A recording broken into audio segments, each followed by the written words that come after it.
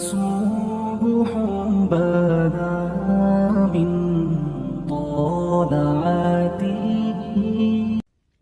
ایک وقت ایسا آیا کہ اللہ تعالیٰ نے حضرت ابراہیم کو بہت زیادہ مال عطا فرمایا. اتنے اونٹ گنے نہیں جاتے، گائیں اتنی زیادہ کہ شمار نہیں ہوتی، بکرے بکریاں اتنی زیادہ کہ شمار، بہت زیادہ مال اللہ نے عطا فرمایا. اور ابھی کچھ عرصہ پہلے آپ پیچھے جائیں نا تو جو لفظ مال تھا وہ روپے پہ تو بولا ہی نہیں جاتا، وہ جانوروں پہ بولا جاتا. بہت زیادہ مال اللہ نے دیا، بکریاں، گائیں، اونٹ، بیل، بڑا کچھ. رب کریم نے فرشتوں سے فرمایا کہ واتخذ اللہ ابراہیم خلیلا، ابراہیم میرا دوست ہے. تو فرشتے کہنے لگے یا اللہ جسے اتنا کچھ دیا جائے اس نے دوست تو بننا ہی ہوتا ہے، تو نوازا ہی پڑا ہے، اتنا مال، اتنے کھیت کھلیان، اتنا کچھ. اللہ کریم نے فرمایا جاؤ آزمائش کر لو، امتحان لے لو. فرشتہ امتحان لینے پہنچ گیا. حضرت ابراہیم کے جانور چر رہے ہیں چراگاہ میں، حضرت ابراہیم بھی ہیں، غلام بھی ہیں، بہت بڑا ریوڑ ہے. آپ تشریف فرمائیں. ایک فرشتہ آیا تو کھیت میں چھپ کے بیٹھ گیا اور بلند آواز سے کہنے لگا سبحان اللہ والحمد للہ ولا الہ الا اللہ واللہ. یہ تسبیح بڑی پسند ہے، محبوب نے ان کی فضیلت بیان کی. اب وہ حضرت سیدنا ابراہیم علیہ السلام کھڑے تھے تو وہ کھیت میں بیٹھ کے تسبیح پڑھنے لگا سبحان اللہ والحمد للہ ولا الہ الا اللہ. حضرت ابراہیم کہنے لگے یہ میرے رب کا نام کون لے رہا ہے؟ بڑی اس کی میٹھی آواز ہے، بڑی کون ہے؟ ڈھونڈنے لگے، گھومتے گھومتے اس کے پاس چلے گئے. فرشتہ انسانی شکل میں، تو میرے رب کا ذکر کر رہا تھا؟ اس نے کہا میں ہی کر رہا تھا. فرمانے لگے یار ایک دفعہ پھر نہیں کرتا؟ تو کہنے لگا ابراہیم پہلے تو میں اپنی مرضی سے کر رہا تھا، تو کہتا ہے تو پیسے لگیں گے، پیسے ہیں تو کر دیتا ہوں. حضرت ابراہیم کہنے لگے بول تو کیا لے گا؟ میرے اللہ کا ذکر سنانے کا کیا لے گا؟ کہنے لگا جتنی بکریاں آپ چلا رہے ہیں ساری دے دے تو میں اللہ کا ذکر سنا دیتا ہوں. آپ نے فرمایا بس جا تیری ساری ہوئی میرے رب کا ذکر سنا. اور پھر شروع ہو گیا سبحان اللہ الحمد للہ ولا الہ الا اللہ واللہ اکبر. حضرت ابراہیم علیہ السلام کیف میں یار پھر ذرا سنا، نا علما وچ پھسا سانو تو یار دی گل سنا سانو، ذرا دوبارہ سنا. میں پھر سنایا، ایک دفعہ پھر کہا. فرشتہ کہنے لگا بس جی آپ کے پیسے پورے ہو گئے. حضرت ابراہیم کہنے لگے چل ایک دفعہ اور سنا. کہنے لگا پیسے لگیں گے. تو کیا لے گا؟ کہنے لگا گائیں بھینسیں ساری میری. فرمایا بس یار اتنی قیمت، تو سنا صحیح، سارا کچھ ہی تیرا. پھر شروع ہو گیا سبحان اللہ والحمد للہ ولا الہ الا اللہ واللہ اکبر. گائیں دے دیں، بھینسیں دے دیں، وہ ذکر سناتا ہے. حضرت ابراہیم کبھی مچلتے ہیں، کبھی روتے ہیں، کبھی آہیں بھرتے ہیں. تو میرے رب کا نام لے رہا ہے، ذرا پھر سے لے. کیف جاری ہے. کہنے لگا بس بھائی. حضرت ابراہیم فرمانے لگے تو اور لے لے جو لینا ہے، مجھے ذکر سنا. اس نے کہا ابراہیم بکریاں میں لے چکا، گائے بھینسیں میں لے چکا، اونٹ رہ گئے، سارے لے لوں گا پھر ذکر سناؤں گا. فرمایا جا تیرا ہوا تو ذکر سناتا رہ، میں دیتا ہوں. دے دیا. کچھ دیر ذکر کیا تو اب خاموش ہو گیا. حضرت ابراہیم خلیل اللہ علیہ السلام فرمانے لگے ذکر سنا. کہنے لگا ابراہیم اب تیرے پاس دینے کو کیا ہے؟ ہر چیز تو میں لے چکا. آپ فرمانے لگے یہ گائے بھینسیں بکریاں چرانے کے لیے تجھے کوئی نوکر ملازم بھی تو چاہیے نا. تو اس طرح کر مجھے رکھ لے، میں روٹی نہیں مانگوں گا، کھانا نہیں مانگوں گا، تو اللہ کا ذکر سناتا رہنا، میں تیرے جانوروں کی نوکری کرتا رہوں گا. حضرت ابراہیم علیہ السلام نے جب یہ کہا نا، فرشتے کی آنکھوں میں آنسو آ گئے. تر دامنی پہ شیخ ہماری نہ جائیے، ہم دامن نچوڑ دیں تو فرشتے وضو کریں. فرشتہ رو پڑا اور کہنے لگا ابراہیم مجھے سینے سے لگاؤ، آپ واقعی اس قابل ہے کہ اللہ آپ کو اپنا دوست بنائے، واقعی اس قابل ہے کہ رب آپ کو اپنا. حضرت ابراہیم علیہ السلام کا خدا سے محبت کرنے کا نرالا انداز. حضرت ابراہیم بہت بڑے مہمان نواز تھے. صرف قربانی نہیں دیتے تھے، سارا سال بہت سارا لنگر، بہت سارا کھانا پینا، بہت ساری چیزیں جاری رہتی. اور جتنے غریب لوگ تھے فلسطین کے، ان کو پتا تھا کہ حضرت ابراہیم علیہ السلام کا لنگر جاری ہے. فلسطین میں جب آپ کا قیام تھا، ایک دفعہ ڈھیروں مہمان آ گئے اور کھانے کو کوئی چیز نہیں. حضرت سارہ اور جناب ہاجرہ دونوں اس وقت موجود تھیں. وہ کہنے لگی ابراہیم بہت سارے مہمان آ گئے تو کیا کریں؟ جناب سارہ کہنے لگی کس طرح کر کے ان کی مہمان نوازی کرنی. اور حالات یہ ہیں کہ قحط پڑا ہوا ہے فلسطین میں، مصر میں، دور دراز علاقوں میں. حضرت ابراہیم کہنے لگے یہ اللہ کے مہمان ہیں اور ہمیں رب کریم کا بندہ سمجھ کے آ گئے. اللہ ہی بندوبست کرے گا. فرمانے لگے میرا مصر میں ایک دوست ہے, وہ قحط کے دنوں میں غلہ جمع کر لیتا ہے, میں اس کی طرف پیغام بھیجتا ہوں, مجھے امید ہے وہاں سے غلہ ملے گا. 2 3 5 اونٹ والے غلام بلائے اور ان کو کہا کہ جاؤ غلہ لے آؤ مصر کے دوست سے. وہ لوگ کہتے ہیں ہم غلہ لینے گئے, وہاں جب پہنچے تو حضرت ابراہیم خلیل اللہ علیہ السلام کا پیغام دیا تو آپ کا وہ دوست کہنے لگا غلہ تو بے شمار تھا, مجھے خبر نہیں تھی کہ حضرت ابراہیم کا پیغام آئے گا, تو میں تو سارا تقسیم کر چکا ہوں. لوگ لے گئے, اب تو کوئی شے نہیں. اب وہ خالی آ گئے 5 کے 5 اونٹ. جب خالی آئے تو حضرت ابراہیم کی حویلی کی دیواریں چھوٹی چھوٹی تھیں.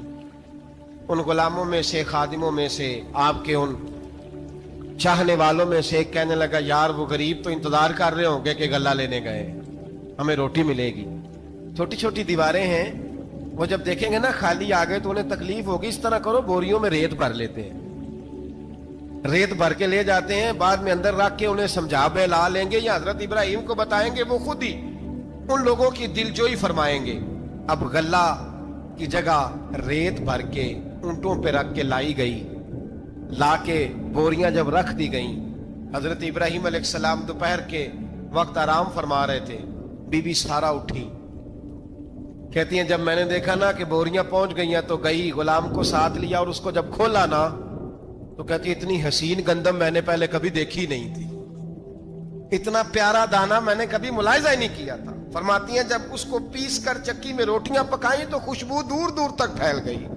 اعلیٰ غذا بنی, بڑے بڑے کھانے بیویوں نے مل کے پکائے, چن دیے گئے. حضرت ابراہیم اٹھے تو لوگ کھانا کھا رہے ہیں, سجدہ شکر ادا کیا, اور جب سجدے میں گئے تو وہی آنے لگی, پھر رونے لگے. جب پلٹ کر باہر تشریف لائے تو جناب سارا کہنے لگی ابراہیم تمہارا مصری یار بڑا اچھا ہے, اس نے اتنی اعلیٰ گندم بھیجی ہے کہ اتنی تو میں نے پیاری گندم کبھی دیکھی نہیں. جناب ابراہیم مسکرائے, فرمانے لگی سارا یہ مصری یار نے نہیں بھیجی, یہ میرے عرشی یار نے بھیجی ہے, یہ میرے عرشی یار نے بھیجی ہے. بھائی مہمان نوازی مزاج تھا, ہاتھ لٹا دینا مزاج تھا, دوسروں کی اشک شوئی مزاج تھا. حضرت ابراہیم علیہ السلام کا طریقہ ہے قربانی, حضور نے ان کا طریقہ بیان کیا. اگر سال کے بعد قربانی دینا ان کا طریقہ ہے تو سارا سال غریبوں کو روٹی دینا بھی حضرت ابراہیم کا طریقہ ہے. سارا سال غریب کی نوکری کرنا یہ بھی حضرت ابراہیم کا طریقہ ہے. بھوکے کو کھانا کھلانا یہ بھی میرے مصطفیٰ کریم سید عالم صلی اللہ علیہ وسلم سے صحابہ نے پوچھا حضور بہترین مسلمان کون ہے؟ بہترین مسلمان تو حضور نے فرمایا جو سلام لینے میں پہل کرے اور غریب کو روٹی کھلانے میں سب سے اچھا ہو, وہ بہترین مسلمان ہے, زبردست مسلمان. ہمارے ہاں دعوتیں ہوتی ہیں تو امیروں کی, افطاریاں ہیں تو امیروں کی, اور میرے مصطفیٰ کریم علیہ السلام نے فرمایا بدترین دعوت ہے جس میں امیر بلائے جائے غریب نہ بلائے جائے, وہ بدترین دعوت. حضرت ابراہیم کا طریقہ رہا ساری زندگی مہمان نوازی. اور میرے بھائی یہی محبت انہیں میرے مصطفیٰ سے بھی تھی. ایک نبی گھر بنا رہا ہے, دوسرا بنوا رہا ہے. حضرت اسماعیل علیہ السلام پتھر اٹھا اٹھا کے لا رہے ہیں, جناب ابراہیم بنا رہے ہیں. جب خانہ کعبہ بن گیا تو کہنے لگے ربنا وابعث فیہم رسولا, اے اللہ اب اسے بسانے کے لیے اپنا آخری رسول بھی عطا فرما. نبی پاک فرماتے ہیں میں دعا ہوں حضرت ابراہیم کی, پر حضرت ابراہیم سے رب کریم نے فرمایا چل ابراہیم کوئی چیز دے, تو کہا یا اللہ تینوں ہی تیرے نام پہ قربان کرتا ہوں, تیری ہوئی ساری, ہر شے تیری.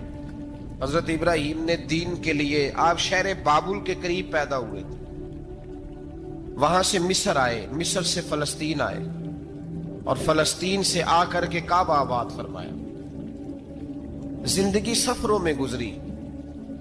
سفر ایک تکلیف والی چیز ہے, پر حضرت ابراہیم نے وطن چھوڑ دیا, گھر چھوڑ دیا.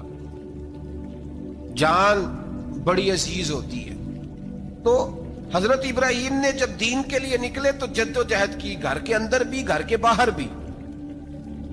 آپ کے والد کا نام طارق ہے, وہ توحید پرست تھے, ایماندار تھے, پرہیزگار تھے. آپ کے چچا کا نام آزر ہے, وہ بت پرست تھے, بت بیچا کرتے تھے. حضرت سیدنا ابراہیم علیہ السلام جب میدان عمل میں نکلے تو حضرت ابراہیم علیہ السلام نے اپنے گھر سے جہاد شروع کیا, لڑنا پڑا. گھر کے اصولوں سے چچا نے جو رواج بنائے ہوئے تھے اس رواج سے ٹکرائے. فرمایا میں اپنے گھر کے اندر یہ بت پرستی نہیں ہونے دیں گا. چچا کو ایک دفعہ نہیں بار بار 100 دفعہ سمجھایا.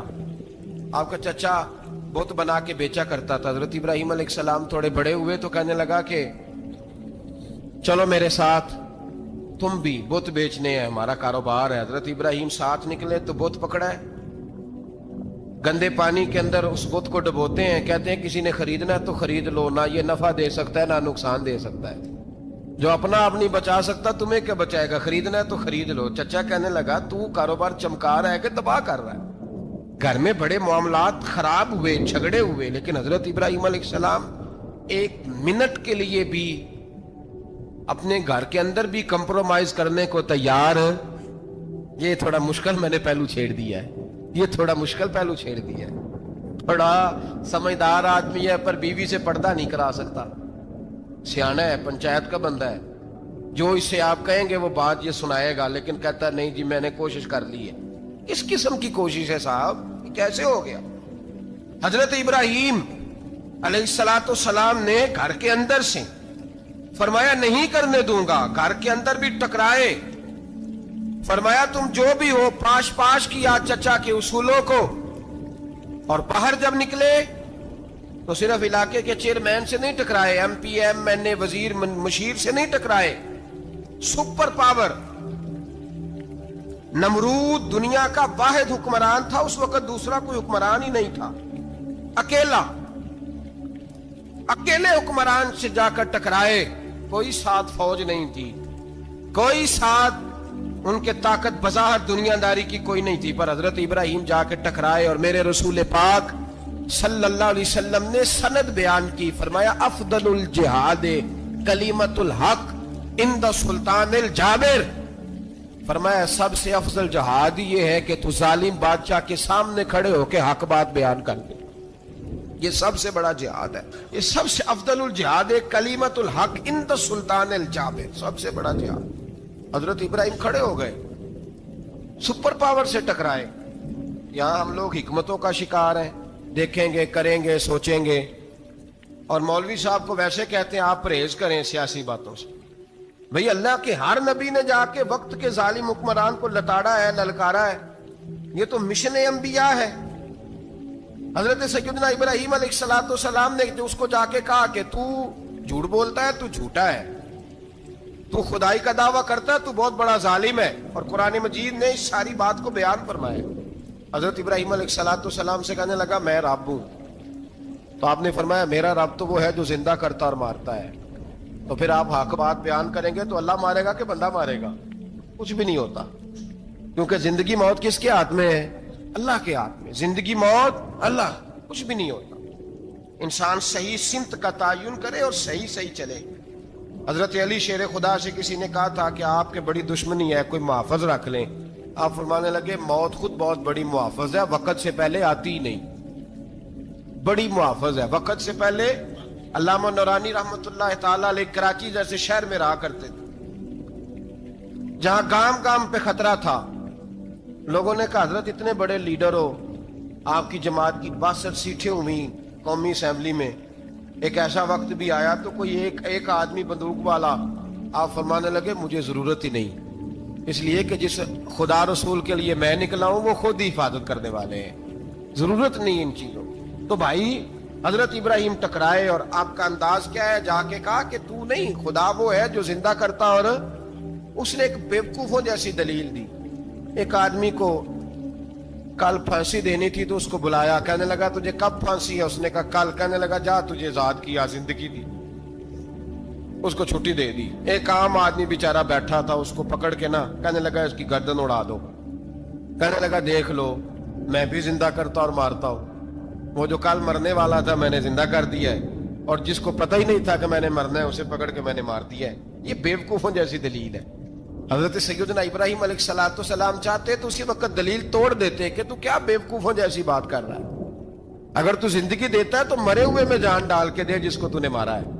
لیکن حضرت ابراہیم نے دیکھا کہ بیوقوف ہے, بیوقوفوں سے بحث نہیں ہوتی, دلیل بدل لی جاتی ہے, ان کی عقل کے مطابق بات کی جاتی ہے. حضرت ابراہیم فرمانے لگے میرا رب وہ ہے جو سورج مشرق سے نکالتا ہے اور مغرب میں غروب کرتا ہے. تو اگر رب ہے تو تو مغرب سے نکال کے مشرق میں غروب کر. فبہت الذی کفر، کافر لاجواب ہو گیا، اس کے پاس اس چیز کا کوئی جواب نہیں تھا. علامہ اسماعیل حقی نے ایک خوبصورت فقرہ لکھا ہے، خوبصورت، جان ڈال دی ایک جملہ کہہ کے. حضرت سیدنا علامہ اسماعیل حقی رحمت اللہ علیہ فرمانے لگے چونکہ نمرود بیوقوفوں جیسی باتیں کر رہا تھا، اگر وہ یہ کہہ دیتا نا کہ میں سورج کو نکالتا ہوں مشرق سے، میں غروب کرتا ہوں معاذ اللہ مغرب میں نکالتا ہوں، تو آپ اپنے رب سے کہیے کہ وہ مغرب سے نکال کے مشرق میں غروب کرے. علامہ اسماعیل حقی فرماتے ہیں رب کریم کی آواز قدرت تھی، مالک حضرت ابراہیم علیہ السلام کے اس، اگر وہ کہہ دیتا اور حضرت ابراہیم دعا کر دیتے تو رب کریم نے فرشتوں کو تیار بٹھایا ہوا تھا. فرمایا اگر یہ کہہ دے میرے خلیل سے کہ سورج مغرب سے نکال کے مشرق میں غروب کرنا ہے تو تیار رہنا، جس طرح خلیل کہیں گے ویسے ہی کر دیں گے.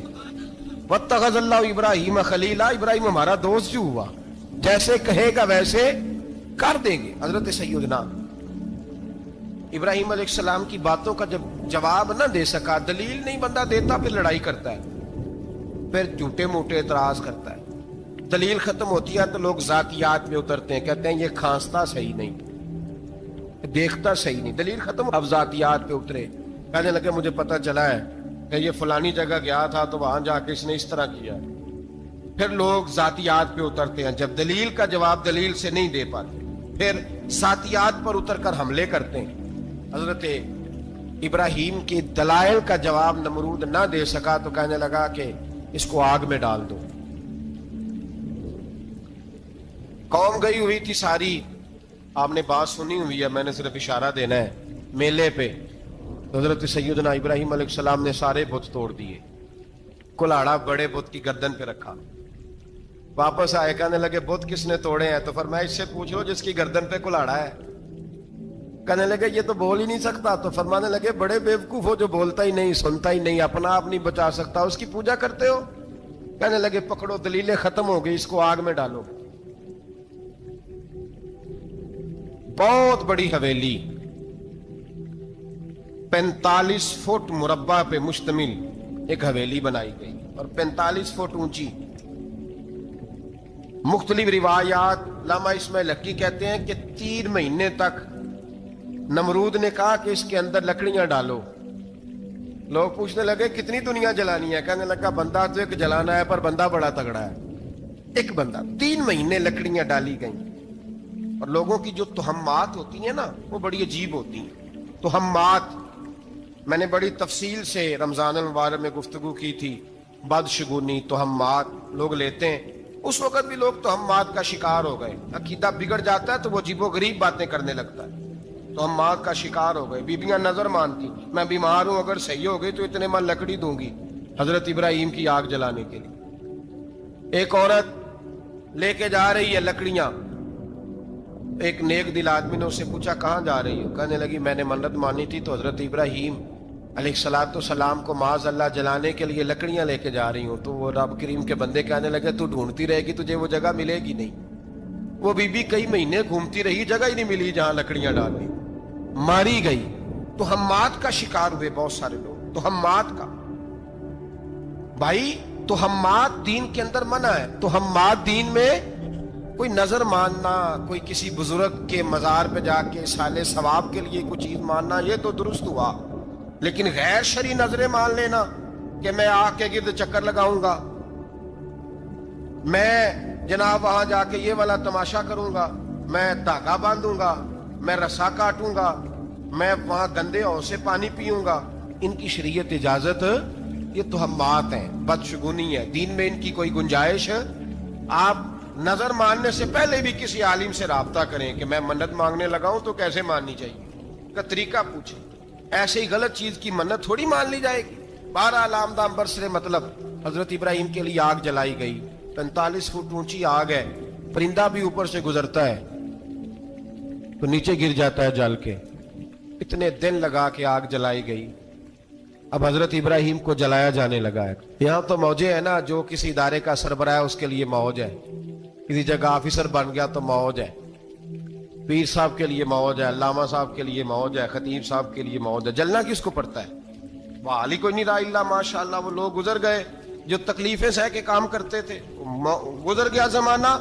حضرت سیدنا ابراہیم علیہ السلام کو جلایا جانے لگا ہے تو اب اتنی بڑی آگ ہے تو ڈالیں کیسے؟ شیطان نے تجویز دی کہ منجنیق بناؤ, منجنیق, بڑے بڑے بانس باندھ کے ان کے نیچے رسا باندھو. وہ جس طرح جھولنے کے لیے جھولا بنایا جاتا ہے, اس طرح ایک منجنیق پرانے زمانے میں اس میں پتھر رکھ کے پھینکے جاتے تھے دشمنوں پہ. وہ منجنیق بنائی گئی کہ دور سے حضرت ابراہیم کو پھینکیں گے. ہاتھ حضرت ابراہیم کے باندھ دیے, پاؤں مبارک باندھ دیے, پوری زمین پہ ایک نام لینے والا خدا کا. اور اس کو آج رسیوں میں جکڑا ہوا ہے. جب پھینکا جانے لگا نا آگ میں تو پورے رونے لگی, فرشتے تڑپنے لگے, اے اللہ یہ کیا ہونے لگا ہے؟ ایک تیرا خلیل اور وہ بھی آگ میں. فرمایا جاؤ جا کے اس سے کہو اگر تمہاری مدد لیتا ہے تو اسے بچاؤ. ہوا کا فرشتہ آیا, کہا ابراہیم اگر تو کہے. او بھائی ان چیزوں کو کہانی سمجھ کے نہ سنا کریں, یہ داستان نہیں, یہ وہ طریقے ہیں جو ہمارے رسول نے ہمیں اپنانے کا حکم ارشاد فرمایا ہے. جو عقیدے, یہ وہ نظریات ہیں جو ہمیں اوڑھنے کو کہا گیا. اپنے رب کریم کی رضا پہ راضی رہنے کے یہ وہ خوبصورت مواقع ہیں صوفیاء نے جن کو بنا کر سمجھا کر ہم تک پہنچایا ہے. یہ ہے اہل طریقت کی باتیں. وہ کہتے ہیں یار جس حال میں رکھے راضی رہنا ہے. حضرت ابراہیم علیہ السلام کو پھینکا جا رہا ہے, فرشتہ آیا, اے اللہ کے خلیل اگر حکم دو تو اتنی ہوا چلاؤں کہ نمرودی جل جائیں سارے, آگ ان پہ پھینک دی جائے. آپ نے فرمایا تو جا, تجھ سے مجھے کوئی کام نہیں. تھوڑی دیر کے بعد پانی کا فرشتہ آیا, کہا حضور اتنی بارش برساؤں گا کہ آگ بجھ جائے گی. فرمایا تو جا, تجھ سے کوئی کام نہیں. اب جب منجنیق میں رکھ دیے گئے, آگ میں جانے کا لمحہ ہے, تیاری ہے, حضرت جبریل امین حاضر خدمت ہوئے. کہا ابراہیم کوئی حاجت؟ فرمایا تجھ سے کوئی نہیں. کہا چلو مجھ سے نہیں تو رب کریم سے ہی بات کر لو, مجھے پتا ہے میں چھوٹا ہوں, آپ مجھ سے مدد کیوں لوگے, رب کریم سے ہی بات کر لیں. تو حضرت ابراہیم کہنے لگے جبریل یہ بتا, رب کو نہیں پتا اس کا خلیل کس حال میں ہے؟ اسے نہیں پتا میں کس حال میں ہوں, میرے ہاتھ بندے ہیں, پیر بندے ہیں آگ میں, اسے نہیں پتا. بتایا تو اسے جاتا ہے جسے خبر نہ ہو. تو اگر اسے پتا ہے, اگر وہ جلانے پہ راضی ہے تو میں بھی جلنے کو تیار ہوں, میں تیار ہوں, میں تیار ہوں. اسے کہو ٹھیک ہے. حضرت سیدنا ابراہیم علیہ السلام کو منجنیق میں ڈال کے جو پھینکا آگ میں, یا نارکونی بردم و سلامن علی ابراہیم, اللہ نے فرمایا اے آگ میرے ابراہیم پہ ٹھنڈی بھی ہو جا اور سلامتی والی بھی ہو جا. حضرت ابراہیم کو دو فرشتوں نے بٹھا دیا زمین پہ, پھول کھلے ہیں, کونپلیں مہک رہی ہیں, کلیاں خوشبو دے رہی ہیں. حضرت ابراہیم نے سر سجدے میں رکھ دیا, سبحان اللہ والحمد للہ ولا الہ الا اللہ واللہ اکبر. حضرت ابراہیم اللہ کی تسبیح پڑھنے لگے, رب کریم کا شکر بجا لانے لگے. نکلے وہاں سے, کچھ دن گزر گئے, نکلے, حکم ہو گیا ابراہیم علاقہ چھوڑ دو. حضرت ابراہیم علیہ السلام وہاں سے نکل کے مصر آئے, چچا کے پاس ٹھہرے. انہوں نے اپنی بیٹی جناب سارہ کا نکاح کر دیا. کچھ آگے بڑھے تو ایک ظالم بادشاہ سے ٹکرائے. اس نے ایک شہزادی, ایک بادشاہ کی بیٹی قید کی ہوئی تھی, جناب ہاجرہ نام تھا, ان کو قید سے چھڑا کے ساتھ لائے. حضرت لوط علیہ السلام بھی ساتھ. یہ 4 لوگوں کا قافلہ چلا, فلسطین میں جا کے پڑاؤ ڈالا, گھر بار چھوڑا, تبلیغ شروع ہوئی.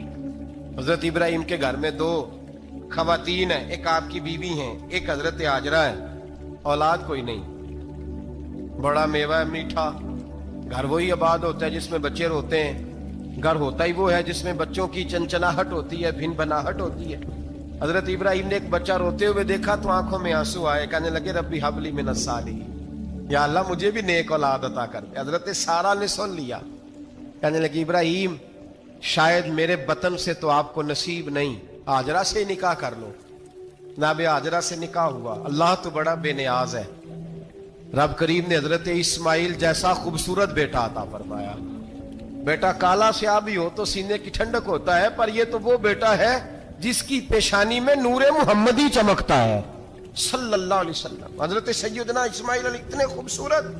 اب جس بیوی کے ہاں بیٹا تھا, بیٹھنا اٹھنا بھی زیادہ اس کے پاس, آنا جانا بھی اس کے پاس, توجہ ادھر ہو گئی. جناب سارہ رشک کرنے لگی. ایک دن کہنے لگی اسے چھوڑ آ جنگل میں, وادی غیر ذی زرع مکے کے پاس. بھائی ایک بیٹا عالم دین بنا لو, کہنے لگا روٹی کہاں سے کھائے گا. تیرے 5 بیٹے ہیں, کو حافظ قرآن بنا, کہتے روٹی کہاں سے کھائے گا. وہ بچہ بھی کہتا ہے میں کہاں سے کھاؤں گا. حضرت ابراہیم علیہ السلام تو چند مہینے کا بچہ چھوڑ آئے, تو کہاں سے روٹی کھائی حضرت اسماعیل نے, کہاں سے کھائی ان کی اماں نے روٹی. بھوکے مر جاتے ہیں یہ سارے. میں بڑے ذمہ داری سے کہا کرتا ہوں کہ جتنی خوبصورت روٹی اللہ کریم دین کے خادموں کو عطا کرتا ہے شاید کسی اور کے نصیب ہوتی ہو, لیکن ہم لوگ توجہ ہی نہیں کر رہے, ہمارا ذوق ہی نہیں بن رہا, ہم یہ محنت ہی نہیں کر رہے کہ قوم کو مستند علماء کی ضرورت ہے, علاقوں کے علاقے خالی ہیں, ادھر ہمارا مزاج ہی نہیں بن رہا, توجہ ہی نہیں دین کی خاطر. اور پھر چلے بچے تو بعد کی بات ہے نا, جو ابھی خود جوان ہے وہ بھی تو یہ دعا. ایک صاحب مجھے کہنے لگے میں دعا مانگ رہا ہوں اللہ مجھے بیٹا دے تو میں اسے دین پہ لگاؤں گا. تو میں نے کہا آپ بھی بوڑھے نہیں ہوئے, آپ خود ہی لگ جائیں, بیٹا تو ابھی آئے گا تو لگے گا نا. تو آپ تو اس وقت ہے تو آپ تو پہلے لگے نا صاحب, 2 گھنٹے تو نکال کے آئے, دین سیکھنے کو کافی ہے. آپ اتنی لمبی سوچ رہے ہیں کہ بچہ آئے گا تو بڑا ہوگا تو وہ جائے گا تو دیکھی جائے گی, ابھی تو آپ ہیں تو آپ تو آؤ. حضرت ابراہیم نے بچہ وہاں چھوڑا. یہاں سے جو عمرہ کرنے لوگ جاتے ہیں نا, جو حج کرنے جاتے ہیں, ان کو پتا ہے کہ وہاں دنیا کی ہر نعمت ملتی ہے, پھر بھی ڈبل ٹرپل پیسے لوگ جیبوں میں ڈال کے جاتے ہیں. حضرت ابراہیم جب وہاں لے کے گئے تو کوئی انسان نہیں تھا, پانی کا قطرہ نہیں تھا, 2 کلو کھجوریں, ایک مشکیزہ, بیوی کو تھمایا. ہمارے گھر میں ہزاروں چیزیں پڑی ہیں لیکن وہ جو توکل ہے نا وہ ختم ہو گیا ہے. اللہ دے گا, حلال حلال پہ قناعت کرے, جائز جائز پہ بھروسہ کرے, رب کریم عطا کرنے والا ہے, وہ مزاج ختم ہو گیا. حضرت سیدنا ابراہیم علیہ السلام 2 کلو کھجوریں, ایک مشکیزہ پانی کا دے کر کے, اور وہاں بٹھایا آپ نے اپنے بچے کو اور اپنی زوجہ جناب ہاجرہ کو, اور بٹھا کر کے یہ واپس پلٹنے لگے تو حضرت ہاجرہ سلام اللہ علیہ نے آواز دی, کہا ابراہیم کس کے سہارے پہ چھوڑ کے جا رہے ہیں. جہاں آب زمزم کا کنواں ہے نا, جو لوگ گئے ہیں انہوں نے صفا مروہ کی صحیح کی ہے, صفا مروہ سے باہر نکلے نا, سرکار کی ولادت کا مقام ہے, اس جگہ پہ آب زمزم کا کنواں تھا. وہاں حضرت سیدنا ہاجرہ کو بٹھایا, کوئی چیز نہیں, کوئی درخت نہیں, کوئی کھیت نہیں, کوئی پانی نہیں, کوئی کنواں نہیں, وہاں بٹھایا اور بٹھا کر کے نکلنے لگے تو جناب ہاجرہ فرمانے لگی ابراہیم کس کے سہارے پہ چھوڑ کے جا رہے ہو. کہنے لگے اللہ کے سہارے پہ. تو پاک باز بی بی نے ایک لفظ پوچھا, کہا ابراہیم یہ میرے رب کا حکم ہے, یہ میرے, بس جن کا عقیدہ توحید مضبوط ہو ان کے لیے ایک جملہ کافی ہوتا ہے, یہ میرے اللہ کا حکم ہے. تو جناب ابراہیم علیہ السلام فرمانے لگے ہاجرہ ہاں رب کا حکم ہے.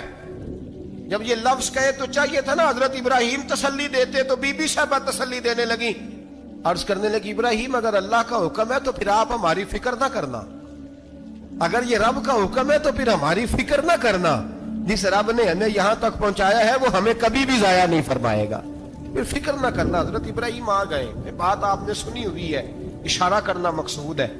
13 سال میں چلے مان بھی لیا جائے بعض روایات کی روشنی میں کہ آتے جاتے بھی رہے, لیکن مکمل دیکھ بھال اپنے بچے کی پرورش میں پورا حضرت ابراہیم علیہ السلام کا کردار, سارا کردار ماں کا تھا. میں جب خواتین کے بارے میں کوئی بات کرتا ہوں تو میں آپ کو اکثر کہتا ہوں کہ یہ صرف بیوی کے لیے حکم نہیں ہوتا, یہ ٹریننگ بیٹی کو دینی ہے اور بہن کو دینی ہے, یہ تربیت کرے اپنے گھر میں. میں تجربے کی روشنی میں یہ بات عرض کیا کرتا ہوں کہ بھائی بچے باپ کے فرما بردار اس وقت ہوتے ہیں جب اماں انہیں باپ کا فرما بردار کرتی ہیں, اور بچے باپ کے نافرمان بھی تب ہوتے ہیں جب اماں انہیں باپ کا. میں نے اپنے کانوں سے سنا ایک دفعہ ایک بچہ اپنے باپ سے کہہ رہا ہے آپ نے تو ساری زندگی باہر گزار دی, پیسے کمانا کون سا مشکل کام, دکھ سکھ تو سارے اماں نے برداشت کیے, سکولوں میں وہ جاتی تھی, فلانا کام وہ کرتی تھی, فلانا کام. اب یہ سوچ اس کی ذاتی تو نہیں, یہ اس کو دی گئی ہے, اور اگر اس کو یہ سوچ دے دی جائے کہ اماں کہے کہ میں تو اپنوں میں رہی ساری زندگی, میں نے تو اپنوں میں وقت گزارا, اور تیرا باپ تو کئی دفعہ جنازے بھی نہیں پڑھ سکا, نے تو ماں باپ ایسے دفن کر دیے, وہ اگر یہ سوچ فراہم کرے تو پھر بچہ باپ کا فرما بردار ہوتا ہے. اور یہ والی روایتیں ہم بیوی کو سناتے ہیں. حالانکہ کس کو سنانی چاہیے؟ بولیے، بہن اور بیٹی کو. بہن اور بیٹی کو سنائیں یہ باتیں، ان کو سمجھائیں، تاکہ آگے جا کے وہ جو گھر ترتیب دیں وہ گھر بڑا عمدہ اور نکھرا ہوا ہو. حضرت سیدنا ابراہیم 13 سال کے بعد آئے، چونکہ گھر میں اللہ تبارک و تعالیٰ کی دوستی کا چرچا تھا، اللہ تبارک و تعالیٰ کی محبوبیت کا غلبہ تھا. 13 سال کے بعد فلما بالغ معہ السعی، بیٹا جب اتنا بڑا ہوا کہ ساتھ چلنے لگا، تو حضرت ابراہیم نے اپنے بیٹے کو بلا کے کہا، بیٹا مجھے خواب آئی ہے، میں تجھے ذبح کر رہا ہوں، تیری کیا رضا ہے؟ تو حضرت اسماعیل کہنے لگے، یا ابت افعل ما تؤمر، ابا جی اللہ جیسے حکم دیتا ہے میرے ساتھ ویسے ہی کریں، جیسے اللہ حکم دیتا ہے ویسے ہی، بولیے، ویسے ہی کریں. حضرت حاجرہ کو کہا کہ ایک دوست نے دعوت کی ہے تو وہاں جا رہے ہیں. بی بی مطمئن ہے، تفصیلات کی ضرورت نہیں، ختم بات، اعتبار ہے، مطمئن ہو گئی.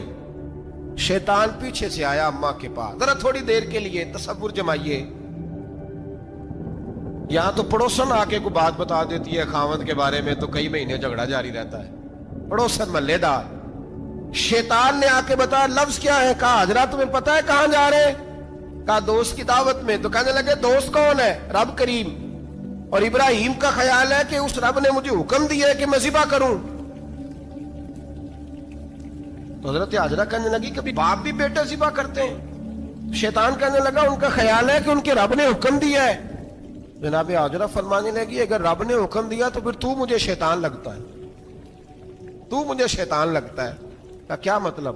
فرمانے لگی اگر رب کریم کا حکم ہے تو میرے پاس ایک اسماعیل ہے، اگر 1000 بھی ہوتے میں سارے اللہ کے راستے میں پیش کر دیتا، دے دیتی. مالک کا ہی تو ہے سارا کچھ، اسی کا ہے، اس میں لیت اللہ کی کیا گنجائش؟ حضرت سیدنا ابراہیم علیہ السلام نے بیٹے کے حلق پہ چھری رکھ بھی دی اور چھری چلا بھی دی، رکھ بھی دی، اور وہ تو اللہ کریم نے فرمایا یا ابراہیم قد صدقت الرؤیا، ابراہیم تو نے خواب سچا کر دکھایا، وہ قیامت تک تیرا نام رہے گا. حضرت ابراہیم نے وطن بھی دیا، جان بھی دی، بیٹا بھی. اللہ کریم نے دمبے دیے، فرمایا یہ فدیہ ہے. اب یہ قربانی قیامت تک حضرت ابراہیم کے طریقے کے مطابق جاری ہے. حضرت ابراہیم بہت بڑے مہمان نواز تھے، بہت بڑے. آپ جب مصر میں قیام تھا تو بڑے بڑے لمبے چوڑے لنگر پکتے تھے، لوگ آیا جایا کرتے تھے، بڑا تفصیل کے ساتھ کھانا ہوتا تھا. مہمان نوازی آپ کی خاص صفت مبارکہ ہے. ہمارے ہاں بھی مہمان نوازی ہوتی ہے امیروں کی، بلکہ اب تو مہمان نوازی اس طرح کی ہے کہ کل تیری میرے پاس دعوت ہے اور پرسوں میری تیرے پاس ہے. وہی امیروں میں وہ چکر رہتا ہے، پارٹیاں دوست ایک دوسرے کو ڈالتے ہیں، تیری طرف پارٹی تیری طرف. اور اسی انداز میں اب یہ عید آئے گی نا، ٹکا پارٹیاں ہوں گی جگہ جگہ. اور لوگ سوال پوچھنے لگے ابھی سے، کہتے ہیں قربانی کا کتنا گوشت گھر رکھنا جائز ہے؟ قربانی کا کتنا گوشت گھر رکھنا جائز ہے؟ سارا ہی جی ہاں، اس لیے فریزر لے لے، فریج سے نہیں کام چلے گا. سارا ہی جہاز گھر رکھنا سارا ہی جائز ہے، رکھ لیں. او خدا کے بندے، قربانی وہ بندہ دیتا ہے جو سارا سال ہی گوشت کھاتا ہے. صحیح کہہ رہا ہوں؟ قربانی صاحب نصاب، صاحب استطاعت بندہ دیتا ہے نا، تو وہ سارا سال ہی گوشت، تو سارا گھر میں رکھنا بھی جائز ہے، لیکن سارا دے دینا بھی. تو جو آ رہی ہے اس پہ کیوں توجہ کرتے ہو؟ جو دوسرا جائز ہے اس پہ کیوں نہیں عمل کرتے؟ سارا تقسیم کر دیں، بات ختم ہوئی. یقین کریں، محرم میں جا کے دوست ٹیلی فون کر کے سوال پوچھتے ہیں، کہتے ہیں صاحب سنا ہے قربانی کا گوشت محرم میں کھانا جائز نہیں. میں کہ نہیں، ربیع الاول چ بھی جائز جی، رجب رمضان تک کھاؤ، کوئی بندہ نہیں منع کرتا. اس لیے کہ کسی کو دینا تو پسند ہی نہیں. یا پھر اس میں سے جو خاص چیزیں ہیں وہ اپنی فریج میں، اور باقی جو ہے وہ دوسروں کے لیے. یہ کیا طریقہ ہے ہمارا؟ اور اسی پہ عمل ہے. اللہ تبارک و تعالی ہمیں سمجھنے کی توفیق عطا فرمائے. یہ قربانی حضرت ابراہیم کا طریقہ ہے. حضور نے اگرچہ نبی پاک کی اپنی سنت تھی، یہ بھی کہہ سکتے تھے سنتی و سنت ابیکم ابراہیم، میری سنت ہے اور تمہارے باپ ابراہیم کی سنت ہے. یہ نہیں فرمایا. جب صحابہ نے کہا قربانی کیا ہے، فرمایا سنت ابیکم ابراہیم، یہ تمہارے باپ ابراہیم کی سنت ہے. ہر صاحب نصاب پر قربانی واجب ہے. جو زکوٰۃ کا نصاب رکھتا ہو اس پر قربانی واجب ہے. یعنی ضروریات سے زیادہ اتنے پیسے، جتنے پیسوں سے زکوٰۃ فرض ہوتی ہے. اتنے پیسے جس آدمی کے پاس قربانی سے پہلے پہلے آ جائیں اس آدمی پر قربانی کرنا واجب ہے. بکرا، چھترا، دمبا 1 سال کا یا دمبا 6 مہینے کا ہو پر اتنا بڑا محسوس ہوتا ہو کہ لگے کہ 1 سال کا ہے، اس کی قربانی ہو سکتی ہے. جانور میں کوئی عیب نہیں ہونا چاہیے. اتنا کمزور نہ ہو کہ ذبح جہاں اسے کرنا ہے وہاں وہ چل کے جا نہ سکے، اتنا کمزور جانور نہ ہو. اس کے اندر بظاہر کوئی اتنا بڑا نقص نہ پایا جاتا ہو، کانا نہ ہو، لنگڑا نہ ہو، کوئی اس کی ہاتھ نہ کٹے ہوئے ہوں، ایسا نقص جو واضح ہو. بکرا 1 سال کا، گائیں اور بھینس یہ 2 سال کی، اونٹ 5 سال کا. اب اس میں یہ ہے کہ ہمارے بہت سارے دوست، چونکہ ہم دیہاتی لوگ ہیں تو پوچھتے ہیں کہ دوندا نہیں ہے تو چوگا نہیں ہے. تو یہ ہماری پنجابی کی اصطلاحات ہیں، پنجابی کی. شریعت اسلامیہ نے سال بتائے ہیں. یہ تو ہم نے اپنی آسانی کے لیے یا دیہاتوں میں جو ماحول تھا اس طرح کا جانور لیں، خوبصورت جانور لیں. جو نصاب ہے وہ بھی میں نے آپ کو بتایا. لیکن ایک اور پہلو بھی ہے. نبی پاک صلی اللہ علیہ وسلم پہ زکوٰۃ کبھی فرض نہیں ہوئی، کبھی حضور پہ زکوٰۃ فرض نہیں ہوئی. نبی پاک صلی اللہ علیہ وسلم کے پاس اتنا سرمایہ کبھی اکٹھا ہوا ہی نہیں کہ زکوٰۃ فرض ہو. لیکن نبی پاک کے صحابہ فرماتے ہیں کہ مدینے کے 10 سالوں میں اللہ کے رسول نے ہر سال قربانی فرمائی ہے، ہر سال قربانی دی. اور جس سال حضور حج کرنے گئے اس سال اللہ کے نبی نے 63 اونٹ ذبح فرمائے. اور حضور صلی اللہ علیہ وسلم جب اونٹ ذبح کرنے لگتے نا تو صحابہ کہتے ہیں اونٹ خود دوڑ کے حضور کے سامنے آ کے لیٹ جاتا اور نبی پاک اسے ذبح کرتے اور فرماتے ہیں ایک دوسرے کو دھکے دیتے اونٹ کے پہلے میں نے جانا ہے ذبح ہونے کے لیے. پہلے میں نے، انہیں پتا تھا کہ جو مصطفیٰ کے ہاتھوں ذبح ہوگا وہ تو دائمی زندگی پا جائے گا، یہاں بھی وہاں بھی زندہ. 63 اونٹ ذبح کیے. ایک اونٹ میں کتنی قربانیاں ہوتی ہیں؟ 7.